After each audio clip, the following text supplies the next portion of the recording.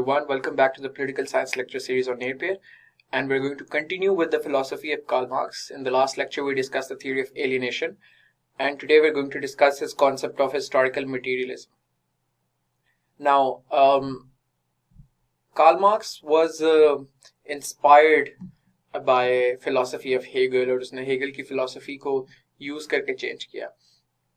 But just to avoid complexity in the philosophy or too much philosophization ना हो जाए, हम इसको थोड़ा सा break down करके चलेंगे. So I'm going to focus on Karl Marx rather than providing a lot of context in terms of how Hegelian dialect was converted into Marxist historical materialism. यहाँ पर जब आप historical materialism पे question attempt कर रहे हैं तो theory of alienation की जगह पे historical materialism लिख सकते हैं. You can improvise the charts accordingly. So these are some of the questions that can come Karl Marx के ऊपर. So वो generally भी पूछ सकता है political philosophy में. वो कभी कभी कोई quotation देकर इस पे बात कर सकता है. तो ये सारे questions में more or less same ही बात हो रही है जो कि हम अभी discuss भी करेंगे. So basically according to Karl Marx, history एक खास process के through गुजरती है और एक खास तरीके से अपने आप को manifest करती है. It is important to mention here that Marx is a teleological philosopher. He believes in teleology. Teleology की सबसे आसान मिसाल ये होगी कि the fate of a seed is to become a plant. अगर आपने कहीं पर कोई बीज बोया है तो it will automatically, eventually will turn into a plant. और इसी के context में Marx ये समझता है, he's part of those broader philosophers who thinks that history progresses in a particular fashion और history को हम comprehend कर सकते हैं, उसको हम interpret कर सकते हैं और उसके basis पे future predict कर सकते हैं. तो Marx भी इसी तरीके से teleological philosopher है. That's the first important thing. The second important thing is that he considers and his analysis is reductionist in the sense that he thinks everything is related to economy, economic structure. So वो हर चीज को economic structure के साथ link करता है. और उसके नजदीक जो हर हिस्ट्री में डिफरेंट एरास गुजरे जिसके अंदर उसने हिस्ट्री को डिवाइड किया, हर दौर में एक क्लास स्ट्रगल रही है between haves and haves not, those who own the means of production and those who do not own the means of production. The nature of those means of production change and the ownership of those means of production change, but this is the fundamental premise कि जिसपे वो अपनी theory को construct करता है. तो according two marks सबसे पहली जो आपको अर्लियर ह्यूमन फॉर्म्स मिलती हैं, these are the tribal forms. And in tribal forms there are no social classes because generally आपकी मींस ऑफ प्रोडक्शन ही एग्जिस्ट नहीं करती, क्योंकि तब हंटिंग गैदरिंग सोसाइटीज होंगी. हंट करते थे लोग एनिमल्स को या प्लांट्स को गैदर करते थे and they were nomadic tribes, they used to move from one place to other. But he said that over time जो एक फॉर्मल क्लास स्ट्रक्चर तो नहीं बना, लेकिन आहिस्ता आहिस्ता ये जरूर हो गया कि by virtue of their alleged physical superiority, men used to hunt animals and women used to either collect plants and they used to do their housework. So they were eventually domesticated. So in this fashion जो maximum division of labour हुई और जो social classes बनी वो ये मर्दों की class और औरतों की क्लास थी, मगर उस तरीके से चूंकि formal means of production exist नहीं करते थे तो फॉर्मल सोशल क्लासेस वर एब्सेंट.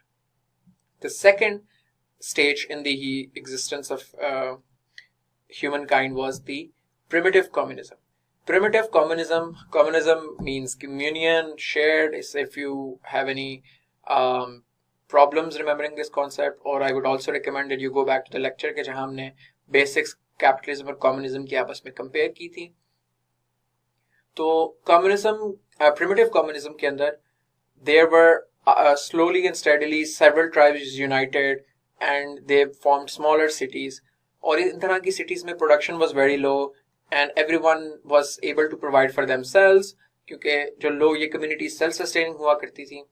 लेकिन ओवर टाइम इंसान ने अपने टूल्स को, अपनी क्राफ्टमैनशिप को, इन चीजों को इम्प्रूव किया और अपने इनको इम्प्रूव करने की वजह से they kicked the agricultural revolution, जिसकी वजह से from nomadic tribes they became sedentary populations. That is to say कि वो एक ही फार्म लैंड पे अपना अनाज उगा सकते थे, अपनी खुराक उगा सकते थे। एग्रीकल्चर रेवोल्यूशन की वजह से प्राइवेट प्रॉपर्टी का कॉन्सेप्ट जन्म लिया। प्राइवेट प्रॉपर्टी का कॉन्सेप्ट इस तरीके से कि दिस इज माय फार्म, ये मेरा फार्म लैंड है जिसको मैं कल्टीवेट कर रहा हूँ। This is these are my domesticated animals, these are my cows which I'm using, or buffaloes which I'm using to cultivate these farmlands. तो private property developed for the first time, और जो primitive time में जो equality exist करती थी इस primitive communism में, by the end of the era of primitive communism this gave way to social inequality. So सबसे पहले एक important चीज इसके अंदर ये हुई कि जब आपको farmlands की productivity important हुई, तो इसलिए स्लेव्स का कॉन्सेप्ट भी, स्लेवरी का कॉन्सेप्ट भी जन्म लेने लग गया। Because now having people in bonded labour, in indentured servitude और in slavery became a profitable business, क्योंकि आपके स्लेव्स आपके लिए आपके फार्मलैंड्स के अंदर काम करेंगे, उसको मैनेज करेंगे। So slaves and slave owner classes developed. Slave owners were those who own the means of production, land और एग्रीकल्चर वो बेसिकली ओन करते थे, and slaves were the people who did not own the means of production and they used to work on those farms. Third stage is the feudal stage, जो कि Europe के अंदर एक पूरा concept मौजूद था। Again this is something that we have previously discussed in our earlier lectures as well, you can refer back to those lectures. तो our quick summary of what it was: feudalism was based on two social classes, again in the context of Marx's social social class struggle की theory के concept में. So they were aristocratic landowners, people who owned lands and farms, and people who did not own lands and farms. These were the peasants. तो इस type के system के अंदर Lord का farmland है और उसके ऊपर जो पेजेंट्स हैं जिनको वो सर्व्स भी कहते हैं, तो these serfs used to work, and these peasants and serfs were legally bound to these lands. So उसके ऊपर से जितनी एग्रीकल्चर प्रोड्यूस निकलेगी, उसमें से जितने वो पैसे कमाएंगे, वो सारे के सारे पैसे will go to the land owners, and land owners will give only that amount of money to the serfs, जिसके बलबूते पे वो जिंदा रह सके, सरवाइव कर सके। सो इसके अंदर obviously the system was more progressive than slavery system, because अब आपका स्लेव मास्टर स्लेव रिलेशन नहीं रहा। However still this was a very exploitative system. तो ये वो यूरोपियन फ्यूडलिज्म का सिस्टम है। यहाँ पर नाइट्स आएंगे, सो Kings used to grant land to nobles, nobles used to grant land to knights, knights used to grant protection to peasants. These are the warriors. Peasants would provide food and services to the knights, they would provide protection to nobles, nobles will in turn provide money and soldiers. With industrial revolution, development of steam engine and large-scale machine production in factories, came the era of industrial capitalism. इस system के अंदर जो proletariat class है, जो worker class है, जो हमने भी अपने पिछले लेक्चर में डिस्कस किए हैं, they are legally free because they are not attached to any of the factories, but in practical sense, because वो सर्वाइव ही नहीं कर सकते अगर वो फैक्ट्रीज में काम नहीं करेंगे, वो अपनी फैमिली को केटर नहीं कर सकते, खुद वो फाइनेंशियली सर्वाइव नहीं कर सकते. That is why they are forced to work in those factories, and since they are forced to work in those factories, it's pseudo slavery, जिस तरह हमने वेज स्लेवरी का कॉन्सेप्ट डिस्कवर किया था. So workers don't own the means of production in industrial capitalism, and capitalist class or the bourgeoisie control the means of production in the industrial capitalist system. And this system is economically very productive because mass production of goods and services, it's very efficient in production. मगर ये एक बहुत exploitative और unequal system है in which those who own the means of production, the capitalists, get excessively rich, and those who don't, they remain survival, उनका meager wages पे ही सिर्फ हो रहा है. तो अभी तक समरी हमने किस तरीके से की, वो जो क्लास कॉन्फ्लिक्ट है वो भी इसी के कॉन्टेक्स्ट में है कि ट्राइबल फॉर्म के अंदर जो हमने सबसे पहले डिस्कस की, क्लासेस एग्जिस्ट नहीं करती थी. So it was classless system, except के मर्द और औरत के बीच में एक डिस्टिंक्शन शुरू में क्रिएट होना शुरू हुई. प्रिमिटिव कम्युनिज्म के एंड पे आपका स्लेव ओनर और फ्रीमैन और वर्सेस स्लेव्स का जो है वो कॉन्सेप्ट डेवलप होना शुरू हुआ. So one class was the slave owners और the freeman and the other were the slaves.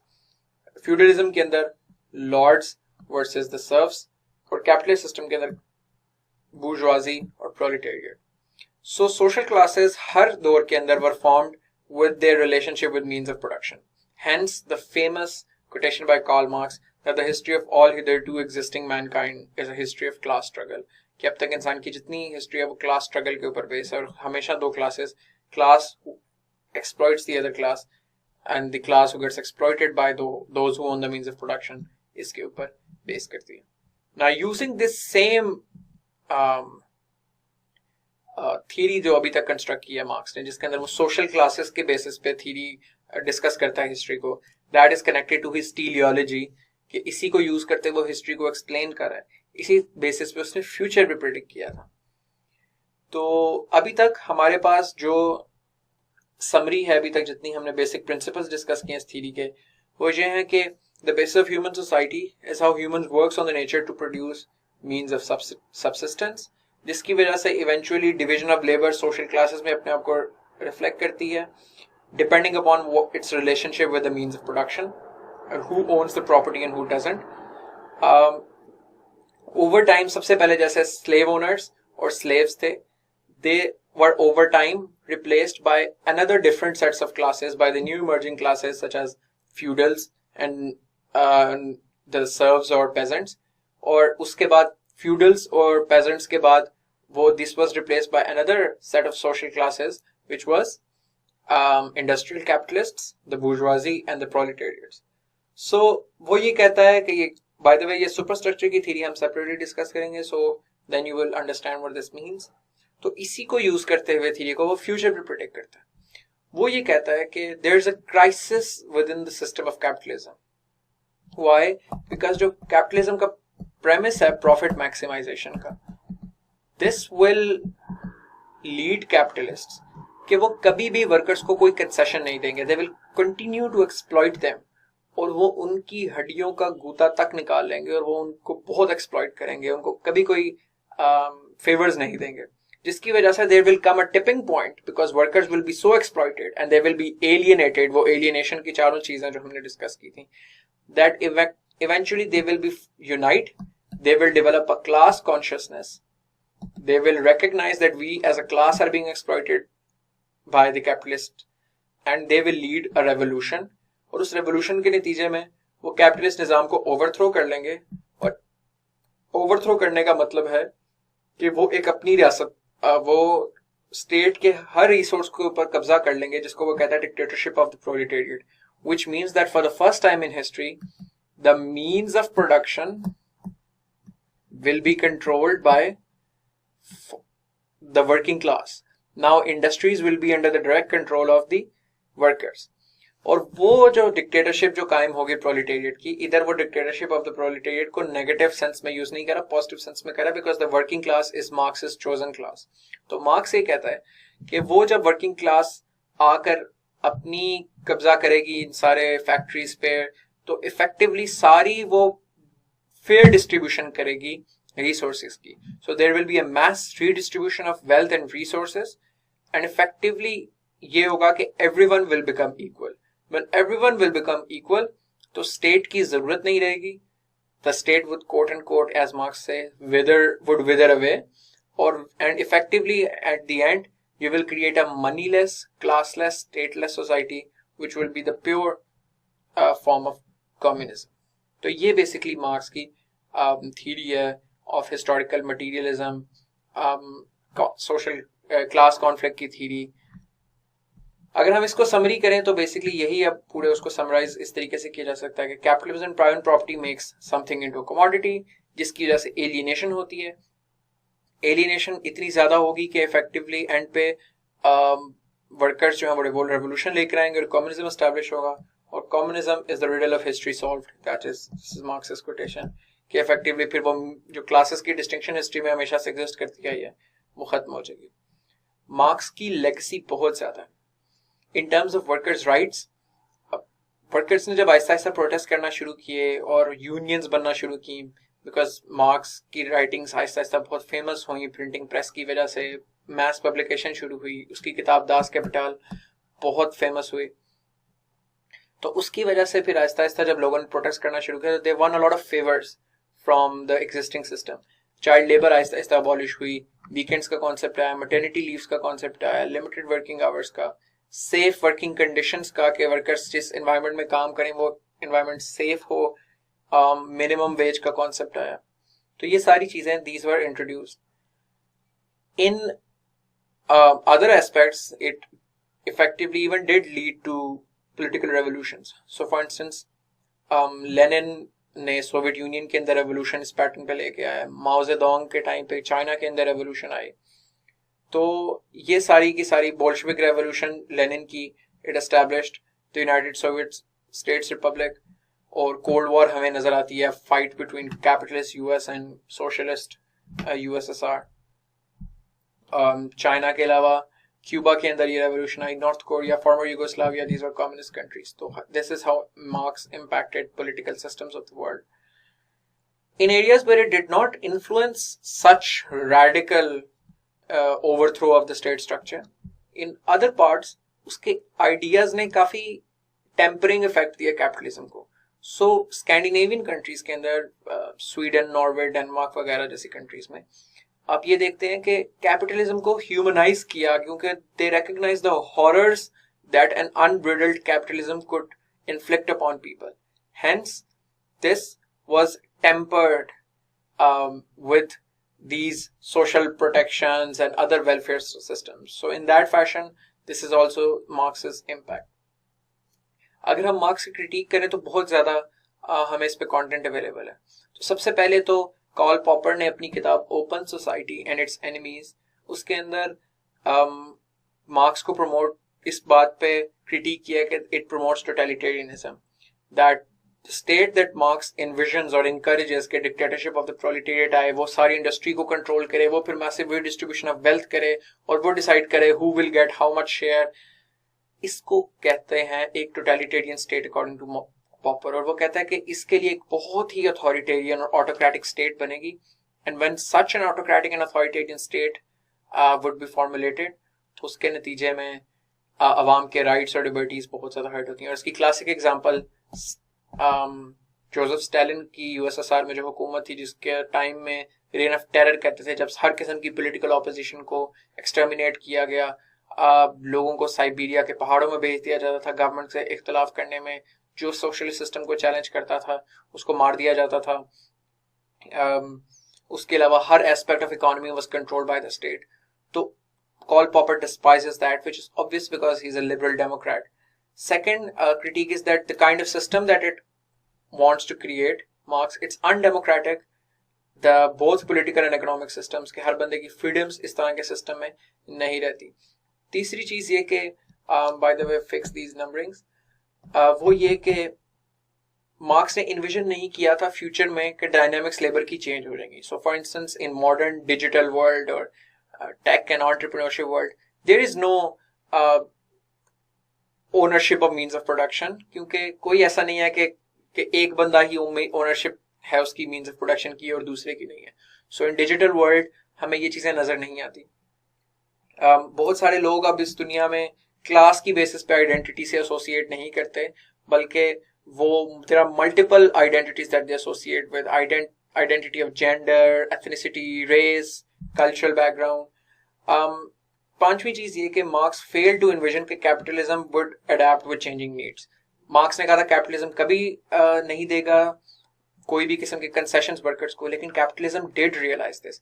शायद जिस तरीके से दास कैपिटल वर्कर्स ने पढ़ी तो कैपिटलिस्ट ने भी पढ़ी होगी, और इन प्रोटेस्ट वगैरह के नतीजे में ये चीजें कैपिटलिस्ट्स ने वर्कर्स को दी, जो कि मार्क्स समझता था कि कभी कैपिटलिज्म नहीं देगा बिकॉज वो प्रॉफिट मैक्सिमाइज करना चाहता है और वो प्रॉफिट रिड्यूस नहीं करना चाहता. But capitalist were smart, they adapted over time. And finally that a true communist state was never created. जो मैक्सिमम आई वो यहाँ तक आपकी डिक्टेटरशिप ऑफ द प्रोलेटेरिएट, एक सोशलिस्ट कंट्रीज दुनिया में आई, एक क्लासलेस कम्युनिज्म दुनिया में कभी नहीं आया. तो this is Marx in a nutshell and his theory of historical material system. In next lecture, we'll briefly discuss his concept of base and superstructure. See you guys next time.